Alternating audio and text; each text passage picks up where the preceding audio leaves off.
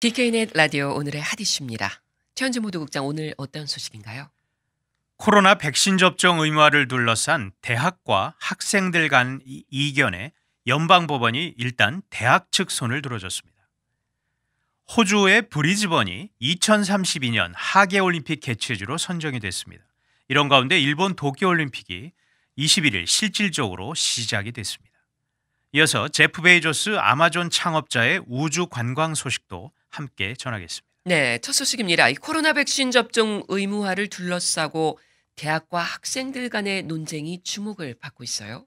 네, 등교를 하려면 코로나 바이러스 백신을 맞아야 한다라고 강제하는 대학 측과 아니다, 자율 선택에 맡겨야 한다라는 일부 학생들의 주장이 맞서면서 주목을 받고 있습니다.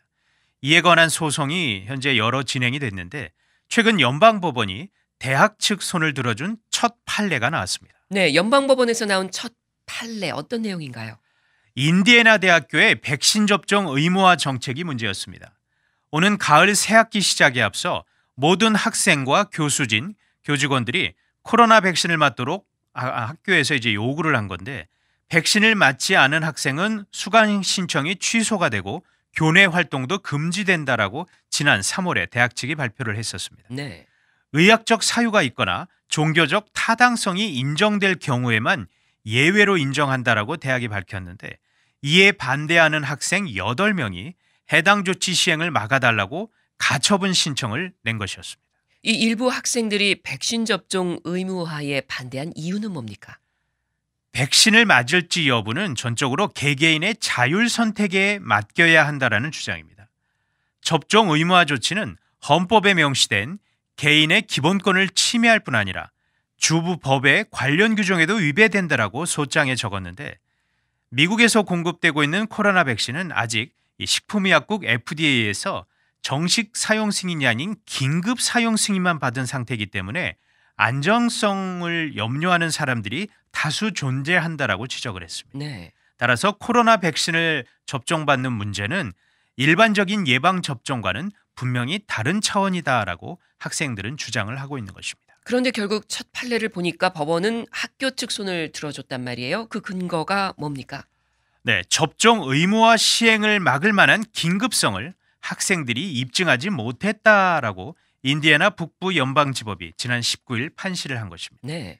데이먼 리티 연방판사는 100페이지에 달하는 의견문에서 아직 안전성이 충분히 입증되지 않은 의료 행위에 학생들이 거부감을 가질 수는 있다라고 전제를 했습니다. 하지만 대학 측은 학생과 교직원들의 공중보건상 이익을 위해 합당한 조치를 한 것으로 판단된다라고 판시를 했습니다. 네, 공공이익이 우선이고 백신 의무화에 따른 공공이익이 크다. 이렇게 법원이 판단한 거네요. 그렇습니다. 백신 접종 의무화 조치 때문에 학생들이 회복할 수 없는 손해를 겪을지는 보이지 않는다라고 리티 판사가 밝혔는데 백신 접종을 거부하는 학생은 다른 학교에서 수강을 하거나 학점 신청 일정을 미루도록 예외 신청 규정을 어렵게 만들어뒀지만 이것이 강제성을 가졌다고 보기는 어렵다라고 덧붙인 것입니다. 네. 자, 이런 법원의 결정이 나왔는데 대학 측의 반응 또 학생들의 반응은 어떻습니까? 네, 대학 측은 환영의 반응을 보입니다. 올 가을 학기에 학생 전원이 안전하게 교정으로 돌아오는데 총력을 기울일 수 있게 됐다라고 인디애나 대학교가 성명을 통해 발표를 했습니다. 하지만 학생 측은 반발하고 있습니다. 즉각 항소 준비에 돌입하겠다고 소송 대리인인 이 제임스 보프 변호사가 언론에 또 공개적으로 밝혔습니다. 예, 지금 비슷한 소송이 여러 건 진행 중에 있잖아요. 네, 미국 내 400여 개 대학이 가을 학기를 앞두고 코로나 백신 접종 의무화를 결정한 것으로 이제 뉴욕타임스가 보도를 했는데 일부 학생들이 이에 불복 소송을 낸다거나 가처분 신청을 준비를 하고 있습니다. 실제 또 진행이 되고 있고요. 이번 인디애나 연방법원 결정이 그래서 비슷한 소송에 중요한 영향을 줄 것으로 예측이 됩니다. 네, 잘 들었습니다. 다음 소식 보겠습니다. 자, 2032년 하계올림픽 개최할 도시가 선정이 됐네요. 네, 국제올림픽위원회 IOC가 21일 호주 브리즈번을 2032년 하계올림픽 개최지로 선정을 했습니다. 사실 브리즈번이 단독으로 최종 후보가 됐는데 AP통신은 투표 결과가 찬성 72대 반대 5였다라고 보도를 했습니다. 네. 사실 브리즈번이 단독 후보였기 때문에 개최지는 사실상 이미 결정이 된 상태였습니다. 그렇군요. 이 올림픽 개최를 위해서 브리즈번과 경쟁했던 곳이 있었나요? 꽤 있었습니다. 카타르와 헝가리 그리고 독일 등이 경쟁을 했는데 최종 후보로는 호주의 브리즈번만 올라갔습니다. 네. 브리즈번은 올림픽 개최에 필요한 시설의 84% 정도를 이미 갖춰졌다는 점을 내세워서 유치 경쟁에서 비교 우위를 보여서 최종 승리를 했습니다. 예, 호주가 하계 올림픽을 유치하는 것이 이번이 몇 번째인가요? 세 번째입니다. 호주가 지난 2000년 시드니 그리고 1956년에는 멜버른에서 하계 올림픽을 개최한 바가 있습니다. 예, 올림픽을 세 번이나 개최하게 되는데 그런 나라들이 또 있나요? 있습니다. 영국 그리고 프랑스가 있고 미국은 오는 2028년 올림픽을 포함해서 모두 4번이 개최를 합니다. 그렇군요. 자, 이제 올해는 일본에서 이 하계 올림픽, 도쿄 올림픽이 열리고 있고 또 호주 브리즈번 올림픽은 2032년인데 네. 그 사이에는 어떤 도시에서 올림픽이 열리나요? 2024년은 프랑스 파리 그리고 2028년은 미국 로스앤젤레스입니다. 예, 그 얘기는 이 호주 브리즈번은 올림픽 준비할 시간이 11년이나 남았다는 거네요. 그렇습니다. 자, 브리즈번 시 당국은 이 기간 동안 새로운 수영장을 만들 것이고 교통 사업에 수십억 달러를 더 투입해서 모든 시설을 완비를 할 것이다라고 설명했습니다. 네, 뭐 올림픽 관련해서 사실 그간 구설에 자주 오르내리는 것들이 있었잖아요. 그렇습니다. 올림픽 개최 비용이 너무 많이 들고 또 개최지 선정을 두고 부정 의혹이 제기되는 등 구설수가 꽤 있었죠. 네. 그래서 IOC는 최근 올림픽 개최 비용 절감과 개최지 선정 과정의 투명성을 상당히 강조를 했습니다. 예. 자, 도쿄 올림픽 공식적으로 23일 시작을 해요. 그런데 일부 경기는 이미 시작됐다고요?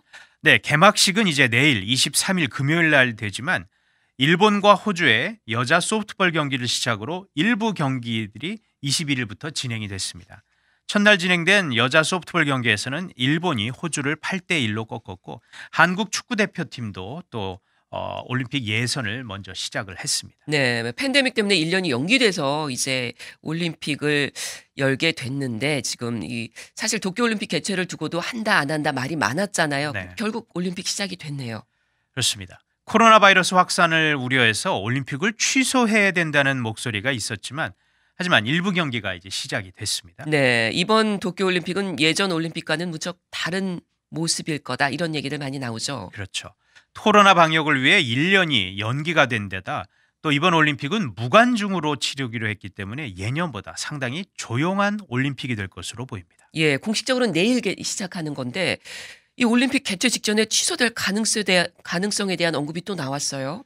네, 이게 또 어떤 사람의 입에서 나왔냐면은 일본 올림픽 조직위원장인 무토 토시로 위원장이 최근 기자회견에서 올림픽이 최종 단계에서 취소될 수도 있느냐는 질문을 받았는데 코로나 확진자가 급증을 하면 필요한 논의를 할 것이다라고 답했습니다. 네. 그래서 이를 두고 무토 위원장이 올림픽이 취소될 가능성을 배제하지 않았다라는 많은 이런 분석이 나와서 또 논란이 됐습니다. 예. 자, 잘 들었습니다. 한 가지 소식 더 보도록 하겠습니다. 세계 최고 부자죠. 그리고 세계 최대 규모 인터넷 상거래 업체 아마존 창업자로 유명한 제프 베이조스 우주여행을 다녀왔네요. 네, 베이조스 아마존 전 CEO가 지난 20일 민간 우주여행에 성공을 했습니다. 베이조스 전 CEO는 다른 참가자 3명과 함께 텍사스주 사막지대인 반혼 인근에 있는 블루 오리진 우주 발사대에서 뉴 셰퍼트라는 로켓을 타고 우주로 떠났습니다. 그런데 이날은 지난 1969년 아폴로 11호가 인류 최초의 달 착륙에 성공한 지 꼭 52주 전이 되는 날이었습니다. 예. 자, 이 뉴 셰퍼드 얼마나 멀리 또 얼마나 오랫동안 우주에 머물렀나요? 네, 베이조스와 탑승객을 태운 캡슐은 성층권을 지나고도 106km, 약 65마일가량까지 올라갔습니다. 예. 탑승객들은 로켓에서 분리된 캡슐에선 3, 4분간 무중력을 체험을 했고 이후 캡슐의 낙하산이 펼쳐지면서 지상으로 안전하게 착륙을 했는데 총 비행 시간은 약 11분이었습니다. 네. 지구에 도착한 베이조스는 최고의 날이라며 상당히 흥분하는 모습을 보였습니다. 예. 자, 민간인 우주 여행에 성공을 했는데 이 베이조스가 처음은 아니죠. 네, 열흘 전인 지난 7월 11일 영국의 억만장자 리처드 브랜슨 버진 그룹 회장이 우주관광 시험 비행에 먼저 성공을 했습니다. 네. 브랜슨 회장과 5명의 승객을 태운 이 버진 갤럭틱의 로켓은 고도 85km에 도달했는데 이번에 베이조스 일행은 그거보다 조금 더 올라간 것입니다. 또 브랜슨 회장이 탔던 로켓 유니티는 조종사 2명이 탑승을 했었지만 이번에 베이조스의 뉴 셰퍼드는 조종사 없이 완전 자동으로 제어가 됐습니다. 그렇군요. 자, 이번에 베이조스와 함께 우주 여행을 떠났던 사람들도 화제가 되고 있어요. 네, 뉴 셰퍼드 탑승객은 제프 베이조스 외에 베이조스의 동생인 마크 베이조스, 그리고 82살의 여성 메리 윌리 펑크, 그리고 18살의 네덜란드 청년 올리버 데이먼, 이렇게 총 4명이었는데 네. 이번 비행의 성공으로 세계 최고 부자, 최고령, 최연소 우주인이 동시에 탄생하게 됐습니다. 예. 자, 뉴 셰퍼드의 민간 우주 여행 이번 한 번으로 끝나는 게 아닌 거죠. 네, 블루 오리진 측은 뉴 셰퍼드를 이용한 민간 우주 여행을 올해 안에 2차례 정도 더 계획하고 있다고 밝혔습니다. 네. 베이조스 전 CEO는 지난 2000년 민간 우주 탐사 기업인 블루 오리진을 설립을 해서 민간 우주 사업에 아주 박차를 가해 왔는데 이번 여행을 앞두고 뉴 셰퍼드 로켓 비행 시험에 15차례 이미 성공을 했고 이번에 사용된 로켓과 또 유인 캡슐, 추진체인 부스터 모두 재활용을 한 것이기 때문에 상당히 또 주목을 받았습니다. 예.